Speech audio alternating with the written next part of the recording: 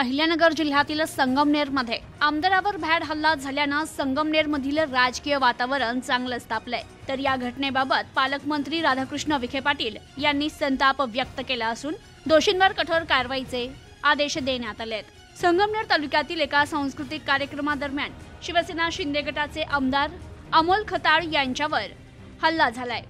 संगमनेर फेस्टिवलच्या उद्घाटना प्रसंगी ही घटना घडली आहे। या कार्यक्रमातून परतत असताना अमोल खताळ नागरिक आणि कार्यकर्त्यांशी हस्तांदोलन करत होते।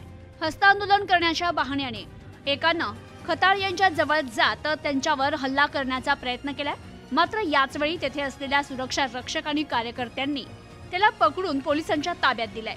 तर या घटनेने परिसरात मोठी खळबळ उडाली आहे। तर या घटनेबाबत अहिल्यानगरचे पालकमंत्री राधाकृष्ण विखे पाटील यांनी निषेध करत हल्लेखोरांवर कारवाई करण्याचे आदेश दिले। ते म्हणाले, अमोल खताळ यांच्यावरचा हा हल्ला केवळ एका आमदारावर नव्हे तर लोकशाही व्यवस्थेवरील हल्ला आहे। यामागे कोणते मुख्य सूत्रधार कार्यरत आहे याचा शोध घेऊन दोषींना तात्काळ अटक करा असे आदेश विखे पाटीलांनी पोलिसांना दिलेत।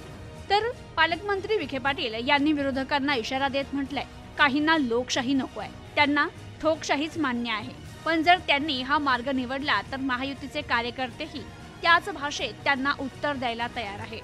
महायुतीच्या कार्यकर्त्यांचा आत्मविश्वास अशा भ्याड हल्ल्यांनी डगमगणार नाही।